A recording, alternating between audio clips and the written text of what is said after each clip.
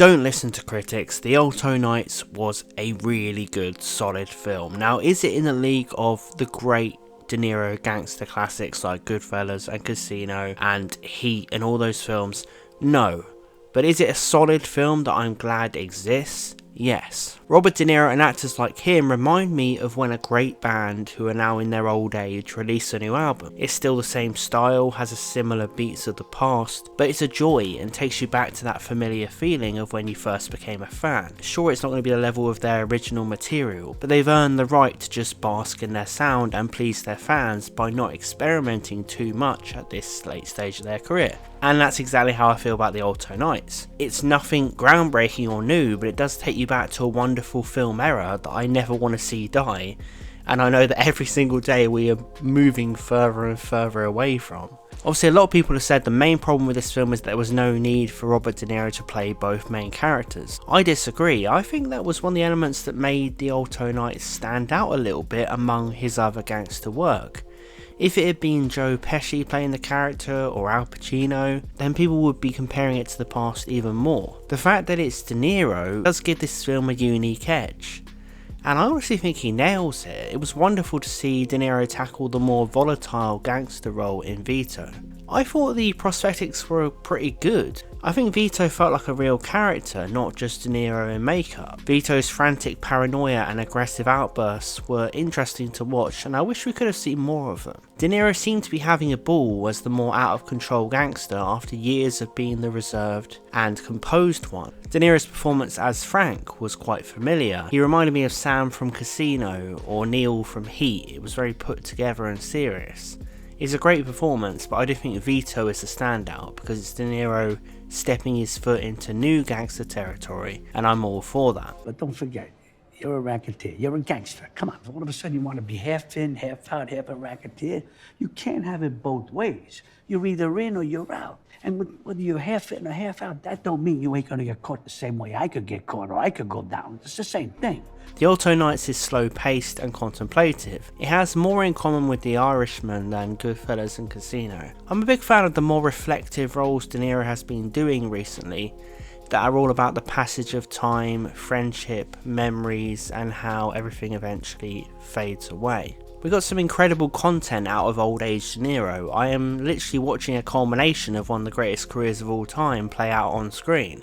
I loved all the shots of Frank and Vito growing up and all the different people they met over the years. Director Barry Levinson inserts a lot of nostalgia. In several moments, Frank is just sat there reminiscing, looking at photographs on a projector, and we are joining him as he reflects on it all. Both of these men, or both these De Niros, have seen it all, and the pressure of the gangster life is clear in their interactions. Frank now just wants to live a quiet life, he's just done with it entirely. But Vito has been a gangster for so long he doesn't want to change. He's too far gone. But it's all he's ever known, so asking him to change at such a late stage in life is just a no-no. These two went entirely different directions as a result of the passage of time. One man changed and the other didn't. It's a fascinating idea that time can completely change some people, and for others can just make them stay entirely trapped to be repeating the same mistakes forever. This is a death sentence. It's a big, big mistake. Look, you do what you want. You want to be a diplomat, that's your business. Me, I'm a gangster. The time is a big theme in this film, getting near to the end of your life and reassessing what was it all for, or getting near to the end of your life and just refusing to admit you've made so many mistakes. The relationship between the two kind of reminded me of Sam and Nicky in Goodfellas, but again, because it's De Niro playing both roles at such an older age now, it just gives the relationship more of a world-weary, personal and emotional depth. Now don't get me wrong, I think Nicky and Sam's relationship was more entertaining, but there was just something special and powerful and definitely worth watching here. The supporting cast are great if underutilised. Kathrine Narducci as Vito's wife, who takes him to court and gives him the full force of a woman scorned. Her performance was fantastic, so much emotion and fire showing the psychological toll being married to a nutcase like Vito would take. This is one of the problems with the film. The supporting cast don't really come out of their shell a lot, and the performances are great, but you just long for more. Same goes for the backup gangsters such as Cosmo Jarvis, who constantly disappoints Vito as his bumbling backup. Vito seems constantly about to shoot him, and it's pretty hilarious. He spends the whole film just berating him while the guy just sits there and awkwardly takes it. Kind of remind me of Spider and Joe Pesci in Goodfellas. And I thought at one point it was going to turn deadly serious. I would have liked to see more of this, perhaps the guy standing up for himself at one point, and then Vito lashing out. There's not really a lot of lashing out, there's not really a lot of violence in the film. And maybe we could have seen more of that, just to give it that bite and that edge. But I do feel like it was going for something different. And you have that great supporting cast, but in the end, it really is a Robert De Niro movie, and I think the film succeeds or fails if the two De Niros is a problem for you. If you can't get past it and you find it strange and annoying and you can't decide why they did it this way, you're probably not going to get on with the Alto Knights. But if you can get past it, if you're a De Niro super fan like me and you just love seeing him on screen and you like the idea, basically the Alto Knights will remind you time and time again that De Niro is still one of the greatest of all time and by far cinema's greatest gangster. Perhaps it lacks those moments of urgency and fun from Goodfellas and Casino, but for me it remains interesting because it's about how the craziness of the gangster life kind of stops at a certain point,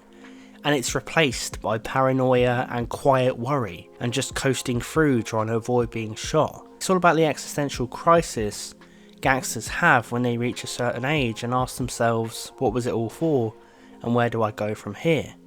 I like to think of films like The Alto Knights as basically the aftermath of a Goodfellas or a Casino. The party stopped a long time ago and now it's just about survival. I enjoyed the intimacy, the slow pace, I thought the period setting was believable, Barry Levinson's direction, while not in the league of Scorsese, was good, it was snappy, it was fun to watch. And you know what, it's a film about unsaid things, a film about creating a lot in your imagination of what these men are thinking and what they've done in the past and their backstories. You imagine a lot with this film. And I think people were wanting more, they wanted to see them doing more. But I do think it's about getting older, it's less about seeing everything, it's about the passage of time, and if you understand that, you'll enjoy The Alto Knights. You know, I don't think it's in the league of his greatest filmmaking achievements, but I was so glad to watch it. I was overjoyed to watch it, in fact. You know, to sit in a cinema, yes, the thing that everyone wants to see go and doesn't give a shit whether it disappears or not. Sorry, a little rant over. To sit in that glorious place and see one of the greatest actors of all time just do his thing, still at this age. I was overjoyed, I was privileged, you know, there you go. What do you guys think of The Alto Knights? And probably people are just avoiding going and see it. Go and see it. Go and see this film and let me know what you think, especially if you love this channel and how I talk about films and what we talk about on this channel. You should see The Alto Knights, trust me with it, give it a go. Let me know what you think in the comments below, subscribe for more, and I'll see you guys in the next video.